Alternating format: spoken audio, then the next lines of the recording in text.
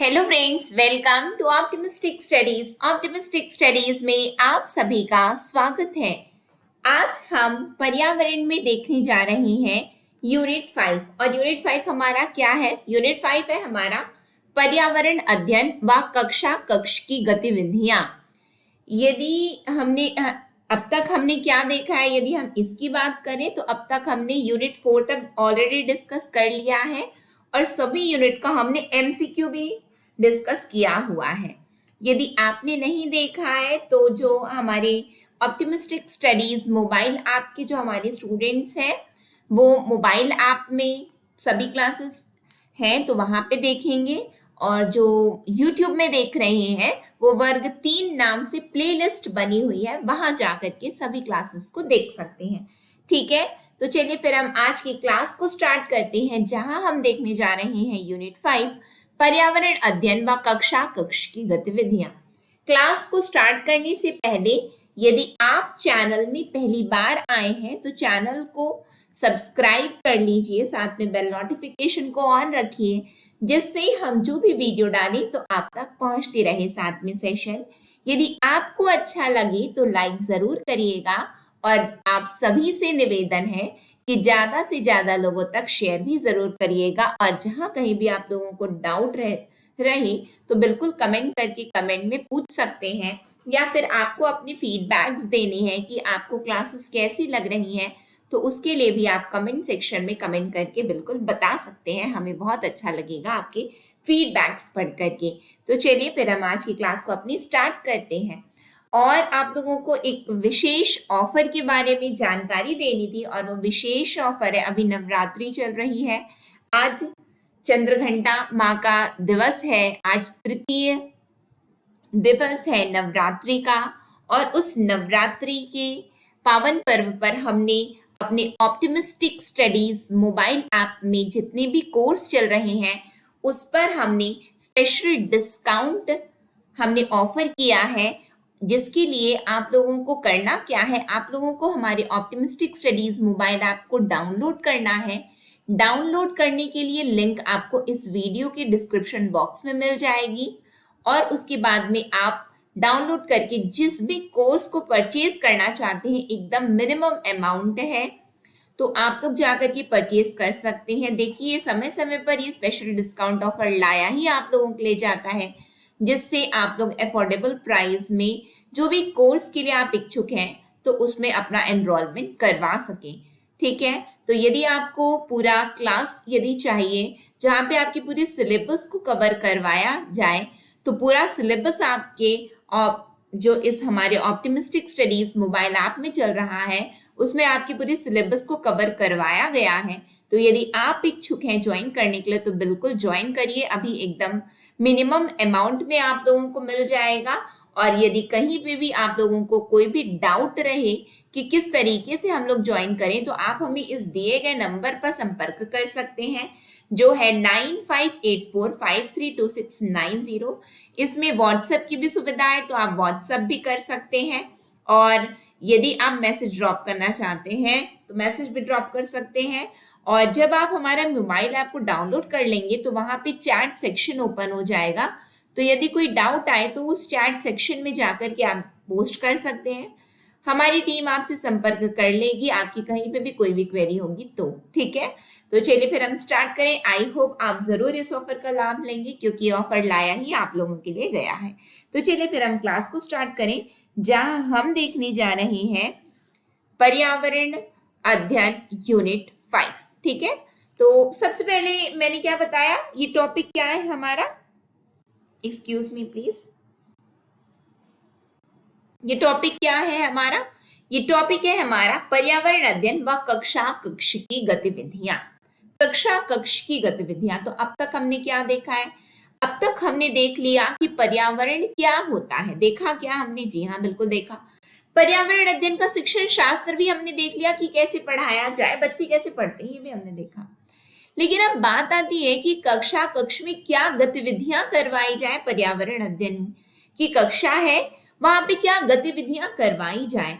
तो गतिविधियां तो हम बाद में करवाएंगे, पहले हम ये तो जान ले कि आखिरकार गतिविधियां हैं क्या। तो बहुत सारी इसमें आम धारणाएं बनी हुई हैं कि गतिविधियां ये हैं, गतिविधियां ये हैं, लेकिन आखिरकार एग्जैक्टली में गतिविधियां क्या होती हैं उस पर हम चर्चा करेंगे। लेकिन पहले हम देख लेते हैं कि गतिविधियों को आमतौर पर लोग समझते क्या हैं। तो गतिविधियों को आमतौर पर समझा जाता है कि यदि क्लास एकदम बोरिंग सी हो रही है, ध्यान दीजिएगा, है ना, यदि क्लास एकदम बोरिंग सी हो रही है तो चलो कुछ एक्टिविटी करवा देते हैं जिससे क्लास ना थोड़ा हम बच्चों को एंगेज कर देते हैं। तो कुछ एक्टिविटी करवा के बच्चों को एंगेज करेंगे तो क्लास बोरिंग सी नहीं लगेगी। तो बोरिंग सी नहीं लगेगी इसका मतलब कि क्या इसमें हिलना डुलना है, क्या इसमें कहीं आना जाना आ गया, क्या इसमें कहीं कोई खेल शामिल हो गया, क्या जिससे कक्षा को रुचिकर बनाया जा रहा है, कुछ ऐसा उद्देश्य है क्या इसके अंतर्गत, गतिविधि के अंतर्गत, क्या ये हम ऐसा मान करके चल रहे हैं क्या? तो यदि हम ऐसा मान करके चल रहे हैं तो फिर हम जो देखते आए हैं, क्या देखते आए हैं कि चलो सर्वे कर लेते हैं, ऐसा करते हैं हम कि किसी क्षेत्र भ्रमण पर चलते हैं। क्या करें, चलो किसी क्षेत्र भ्रमण पर चलें, या फिर हम बात करते हैं कि चलो बाजार काम धंधों के बारे में हम बच्चों को बताते हैं। तो हम ऐसा करें कि किसी को दुकानदार बना देते हैं, किसी को ग्राहक बना देते हैं, किसी को अकाउंटेंट बना देते हैं। तो हम बाजार के बारे में बच्चों को बता देंगे।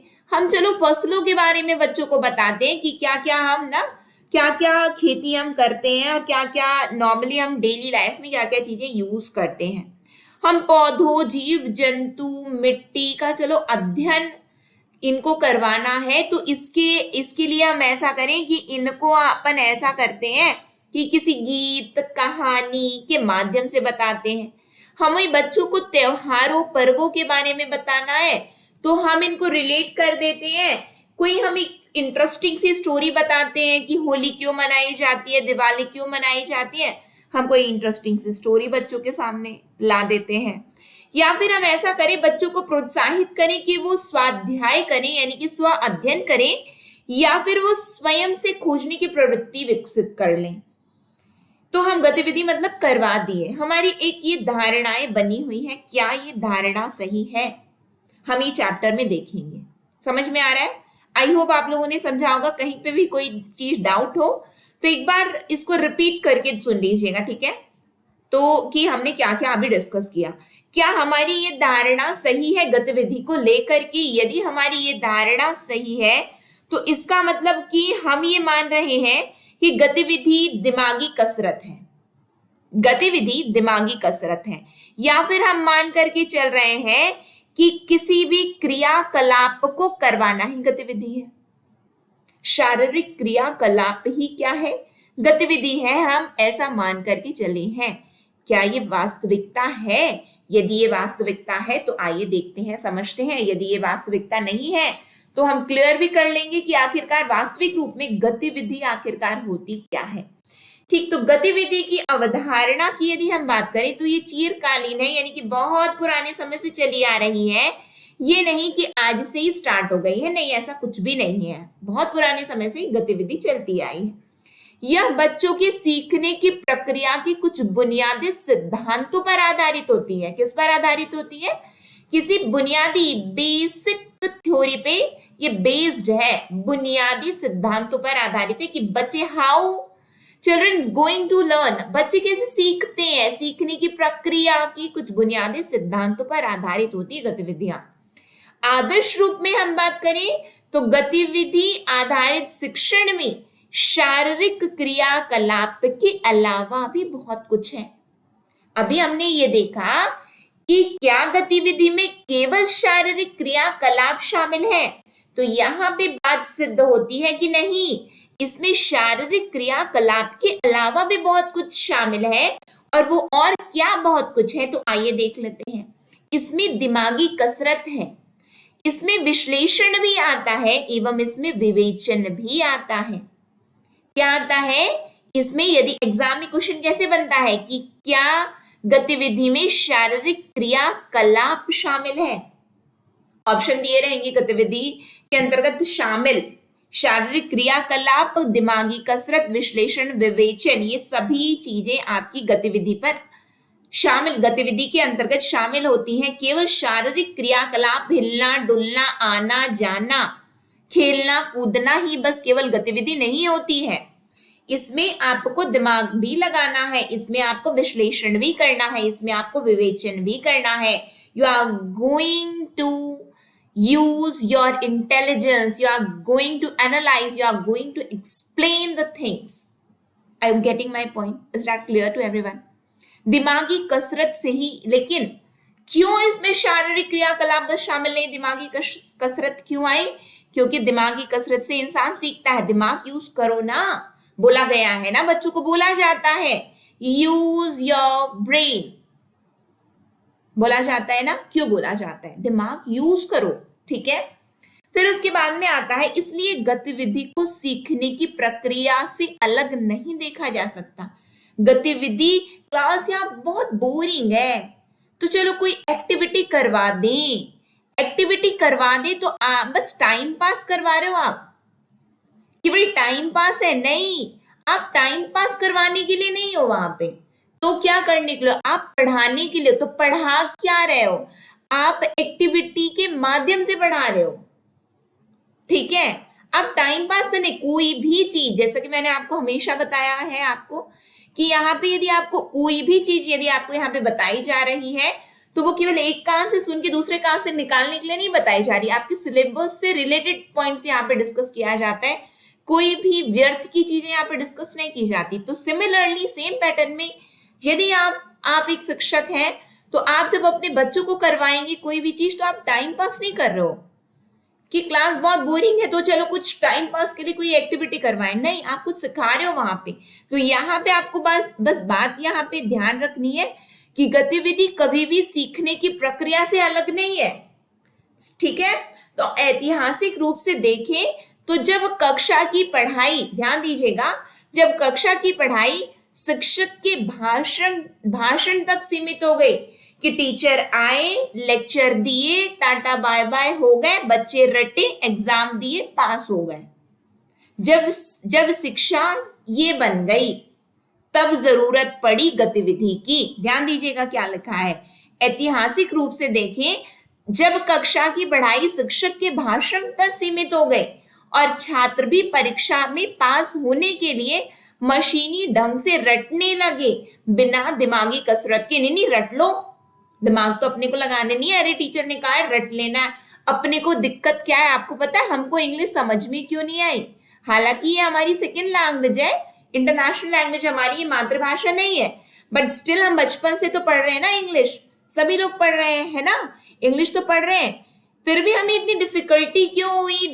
डिफिकल्टी हमको इसलिए हुई क्योंकि हमने कभी समझने की कोशिश नहीं की, है ना। हमने क्या किया? हमने ग्रामर को रटा, हमने ग्रामर को समझा कहाँ? हमने कभी जाना नहीं कि टेंस आखिरकार कहाँ पे क्या यूज करना है। इसीलिए तो हम बोल नहीं पाते। स्पोकन इंग्लिश की क्लास में क्या करवाया जाता है? सिखाया जाता है ना, बोलना सिखाया जाता है। हम तो स्पोकन इंग्लिश की क्लास भी अटेंड कर लेते तो भी हम नहीं बोल पाते। क्यों? क्योंकि हम चीजों को रटते हैं, हम चीजों को कभी समझे ही नहीं, इसलिए हम बोल ही नहीं पा रहे हैं। और हमने ये धारणा बनाई है कि नहीं बहुत कठिन है ये चीज बहुत कठिन है, इसीलिए तो आज हमें इंग्लिश पेडागोजी में भी दिक्कत होती है। इसीलिए तो हमें नॉर्मल जो इंग्लिश जो हमारा जो थ्योरेटिकल जो ग्रामेटिकल जो पोर्शन आता है उसमें हमको दिक्कत जाती, क्योंकि हमें पढ़ाया गया हमने केवल उसको रट लिया, एग्जाम में आया तो लिख दिया, अदरवाइज हमने कुछ अपने से कुछ दिमाग यूज ही नहीं किया, है ना। यही बात होती है हमारे साथ में, यही बात अधिकतर लोगों के साथ में यही होती है, सभी, है ना, अधिकतर लोगों के साथ में, ठीक। तो जब शिक्षा ये बन गई तब आवश्यकता पड़ी कि तब शिक्षक और शिक्षाविदों ने गतिविधि आधारित शिक्षण पर ध्यान देना शुरू किया। जब पढ़ाई इतने में सिमट गई थी कि नहीं केवल पढ़ा दो, रटा दो, बच्चे पास हो जाएंगे, एग्जाम रिलेटेड पॉइंट तो बता दिया गया, हो गया, ज्यादा क्या जान करके करेंगे, ठीक है। तो तब गतिविधि करवाई जाए। गतिविधि करवाई जाए तो यहाँ पे आते हैं, कौन आते हैं? कॉमेनियस। कौन आते? कॉमेनियस। इनका पूरा नाम यदि हम देखें तो क्या इनका पूरा नाम है? इनका नाम है John Amos. John Amos Comenius. He is known as the father of modern education. ये आधुनिक शिक्षा के जनक माने जाते हैं। क्या माने जाते हैं? आधुनिक शिक्षा के जनक माने जाते हैं, फादर ऑफ मॉडर्न एजुकेशन माने जाते हैं। ये कौन है भाई? ये है चेक रिपब्लिक से बिलोंग करते हैं ये, ठीक है, चेक रिपब्लिक से बिलोंग करते हैं ये। और यदि हम इनकी बात करें, जो कि यूरोप का एक देश है, ठीक है, यूरोप में आता है ये। यदि हम इनकी बात करें ना कि इनके बारे में हमें और क्या चीज जानना है, तो ये ऐसे पहले शख्स हैं जिन्होंने क्या कहा, जिन्होंने कहा कि हमें क्यों आवश्यकता है, किस चीज की आवश्यकता है। इन्होंने किस पर बात की? इन्होंने ये कहा कि जो बच्चे जो पैदा होते हैं ना, तो वो इनहेरेंटली यानी कि प्राकृतिक रूप से वो ज्ञान लेकर के पैदा होते हैं, नॉलेज उनमें होता है, नॉलेज उनमें होता है। तो जरूरत क्या है? जरूरत है कि हमें यंग चिल्ड्रंस को एजुकेट करना है। इन्होंने बोला कि हम क्या करें? यंग चिल्ड्रंस को एजुकेट करें, क्योंकि बच्चों में ज्ञान है, प्राकृतिक रूप से ज्ञान लेकर के ही जन्मे हैं वो। तो इसीलिए हमें करना क्या है? यंग चिल्ड्रंस को एजुकेट करना है। तो इन्होंने यंग चिल्ड्रंस की एजुकेशन पर ध्यान दिया है। ये ऐसे पहले शख्स हैं, ठीक है। और इन्होंने क्या बोला? इन्होंने ये बोला कि जो हम बुक्स पढ़ाते हैं ना बच्चों को, वो बुक्स जब आप यूज करो तो उसमें पिक्टोरियल नैरेटिव होने चाहिए, यानी कि चित्र के माध्यम से बच्चों को पढ़ाओ, चित्र दिखा करके बच्चों को पढ़ाओ, ठीक है। साथ ही साथ इन्होंने क्या कहा? इन्होंने कहा कि आप बच्चों को उनकी क्षेत्रीय भाषा में पढ़ाइए, जिसमें बच्चे कंफर्टेबल होते हैं, ना कि आप लैटिन लैंग्वेज, ये यूरोप के हैं तो ये बोले लैटिन लैंग्वेज को यूज मत करो आप, जो उनकी जो खुद की भाषा है ना, जो नेटिव लैंग्वेज है, उसको यूज करो आप, उस पर पढ़ाओ बच्चों को, उसमें से बच्चे बहुत अच्छे से सीखेंगे। क्यों? क्योंकि उन्होंने छोटी उम्र के बच्चे यानी कि यंग चिल्ड्रंस को एजुकेट करने की इन्होंने बात की है। और इन्होंने सार्वभौमिक शिक्षा को भी प्रमोट किया है। क्या किया है इन्होंने? सार्वभौमिक शिक्षा को भी प्रमोट किया है इन्होंने, यूनिवर्सल एजुकेशन को प्रमोट किया है इन्होंने। अलग अलग विविध इन्होंने क्या दिया है? इन्होंने प्रक्रियाएं दी हैं शिक्षा की, यानी कि शैक्षिक, आधुनिक शैक्षिक प्रक्रियाएं, यानी कि किस तरीके से हमें बच्चों को पढ़ाना चाहिए, इन्होंने ये बताया है।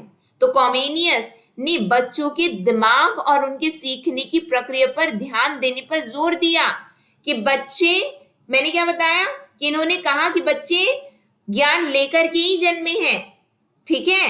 तो इन्होंने बच्चों के दिमाग और उनके सीखने की प्रक्रिया पर ध्यान देने पर जोर दिया है। कौन? कॉमेनियस ने, याद रखेंगे आप लोग। और जब इन्होंने ये बोल दिया तो बाद में क्या किया कि बहुत सारे शोधार्थियों व मनोवैज्ञानिकों ने अपने काम से यह सिद्ध किया कि बच्चे खुद करके अपने अनुभवों से जल्दी सीखते हैं, खुद करते हैं तो अपने अनुभवों से जल्दी सीख पाते हैं। इसमें घर की रोजमर्रा की चीजों से जुड़ी उनकी खोजबीन मददगार होती है। खेल उनके लिए अभिव्यक्ति का एक तरीका भी है।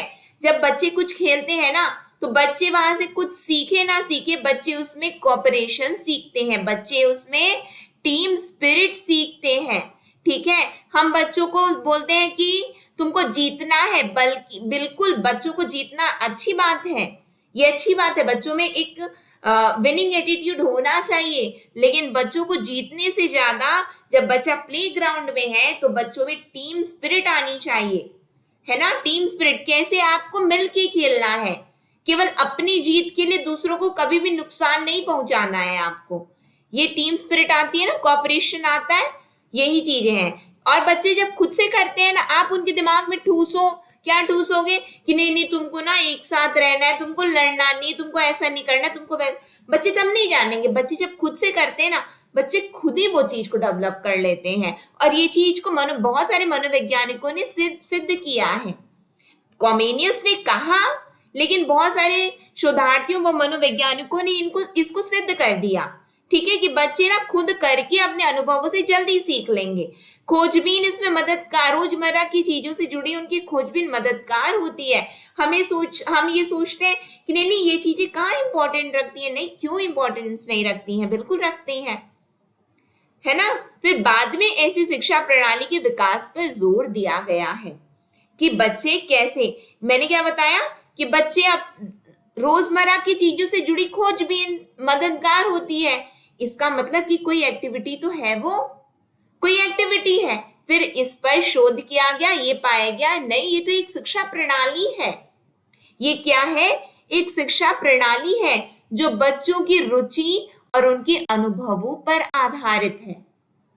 शिक्षा प्रणाली देखो, जैसे कि यदि हम बात करते हैं आज की डेट में, यदि आप देखोगे ना तो हम डेली लाइफ से रिलेटेड चीजें बात करते हैं। हम आज की डेट में यदि हम यूट्यूबर्स की बात करें, ठीक है, यूट्यूबर्स एग्जैक्टली में यदि हम बात करें वो क्या है, वो कंटेंट क्रिएटर्स हैं। कंटेंट क्रिएटर्स हैं। कंटेंट को क्रिएट करने के लिए उन्होंने क्या किया, वो जो पढ़ रहे हैं, उन्होंने क्या किया, वो जो पढ़ रहे हैं अब उसी को वो क्या कर रहे हैं, कंटेंट बना करके दे रहे हैं। समझ में आ रहा है, वो जो पढ़े हैं या फिर जो वो पढ़ रहे हैं उसी को कंटेंट बना करके दे रहे हैं। Are you getting my point. आज जो यूट्यूब में जो भी पढ़ाया जा रहा है वो क्या है, वो उन्होंने खुद पढ़ा, वो अब आगे पढ़ा रहे हैं और जो पढ़ रहे हैं वही आगे दे रहे हैं, यही चीज हो रही है। बिल्कुल, content creators, YouTubers are nothing but they are the content creators. ठीक है, तो हमें ये लगा कि नहीं बच्चा मोबाइल में टाइम पास कर रहा है, नहीं क्यों बच्चा जरूरी है बच्चा टाइम पास कर रहा है, बच्चा हो सकता है कुछ सीख रहा है। हम सोचते हैं कि ये जो रोजमर्रा की जो गतिविधियां होती हैं वो केवल टाइम पास है, नहीं, उसी को किससे जोड़ दिया गया, उसको जोड़ दिया गया कि ये एक शिक्षा प्रणाली है कि बच्चा जो रोजमर्रा की जिंदगी में जो कुछ भी कर रहा है, जो खुद करके जो अनुभव वो प्राप्त कर रहा है वो एक शिक्षा का भाग है। उसी को जोड़ा गया कि बच्चे को जो करना पसंद है उसकी रुचि उसके अनुभव पर आधारित शिक्षा प्रणाली गतिविधि के अंतर्गत आ गई। और इस पर जॉन डेवी ने, रविंद्रनाथ टैगोर, महात्मा गांधी जैसे कई लोगों का मानना था कि शिक्षण प्रक्रिया ऐसी हो जो बच्चों को सोचने के लिए प्रेरित करे। शिक्षण प्रक्रिया कैसी हो, जो बच्चों को सोचने के लिए प्रेरित करे, कि बच्चे सोचें अपने से, ये नहीं कि आप आए बच्चों को रटाए, टाटा बाय बाय, आप भी हुए बच्चे भी हुए, बच्चे रटे पास हो गए, हो गया, आगे बढ़ गए, हम तो पास हो गए, हम तो पास हो, आता जाता हमें कुछ नहीं है लेकिन हम तो पास हैं, हमारे पास बड़ी बड़ी डिग्रियां हैं, भले हमें कुछ भी नहीं आता है। ठीक है, तो गतिविधि का मूल उद्देश्य क्या है कि बच्चे सीखें, क्या सीखें, स्वयं करके सीखें। और कैसे सीखें, बच्चे स्वयं सोचें, सोचने की प्रक्रिया का विकास करना गतिविधि के अंतर्गत शामिल है। ये हमने केवल इंट्रोडक्शन देखा था, अभी लंबा चैप्टर है, ये नहीं कि खत्म हो गया, ये तो पार्ट 1 है, अभी तो स्टार्ट हुआ है ना, तो स्टार्ट हुआ है तो हमने तो केवल एक इंट्रोडक्शन देखा है कि ये चीजें गतिविधि में होती हैं। अभी हमने क्या पढ़ा, गतिविधि के अंतर्गत केवल शारीरिक क्रियाकलाप नहीं आता है, इसके अंतर्गत आपका विश्लेषण आएगा, दिमागी कसरत आएगा, विवेचन आएगा, सभी चीजें इसके अंतर्गत आती हैं। अब हम नेक्स्ट क्लास में इसको आगे और कंटिन्यू करेंगे और अच्छी अंडरस्टैंडिंग आप लोग को होगी। एक भी क्वेश्चन, मेरी ये कोशिश रहेगी कि आप लोगों का एक भी क्वेश्चन गलत नहीं होने पाएगा यदि आप पूरी सीरीज को अटेंड करोगे। और सबसे अच्छी बात ये रहेगी यदि आप अभी एकदम कम अमाउंट में आपको पूरा का पूरा कोर्स मिल रहा है तो वो पूरे के पूरे कोर्स में अभी जाइए, एनरोलमेंट अपनी कर लीजिए, क्योंकि बाद में कोर्स का प्राइस बढ़ जाएगा। आप लोगों को बार बार मैं ये बात बता रही हूँ, कोर्स का प्राइस बढ़ जाएगा तो वो बढ़ने से पूर्व ही अभी जाइए, कोर्स में एनरोलमेंट करवा लीजिए, क्योंकि अभी नवरात्रि स्पेशल डिस्काउंट ऑफर चल रहा है, उसके अंतर्गत कम दामों में आपको कोर्स उपलब्ध हो जाएगा और आप लोगों को बहुत ही पूरी सिलेबस वाइज आप लोग पूरी क्लास अटेंड कर पाओगे, क्योंकि बहुत सारे बच्चे अटेंड भी कर रहे हैं। ठीक है, इसी के साथ में हम आज की क्लास को एंड करेंगे। अधिक जानकारी के लिए आप हमें इस नंबर पर संपर्क कर सकते हैं 9584532690, और ये मेरी गारंटी है यदि आपने ये पूरी सीरीज को अटेंड किया है, वो भी बड़े ध्यान से, डेफिनेटली इसके बाहर से आपका कोई भी प्रश्न नहीं आएगा। डेफिनेटली आप लोगों को मैं ये बता रही हूँ, इसके बाहर का आपका प्रश्न नहीं रहेगा। इसी में से आपके प्रश्न रहेंगे और डेफिनेटली आप लोग बना पाएंगे। लेकिन उसके लिए आपको करना क्या है, उसके लिए आप लोगों को डेली ऑप्टिमिस्टिक स्टडीज के साथ में जुड़े रहना है। इसी के साथ में आज की क्लास को मैं एंड करूंगी। नेक्स्ट सेशन में अब हम मिलेंगे। नेक्स्ट सेशन तक के लिए optimistic learning. Thank you for the session. जय हिंद, जय भारत।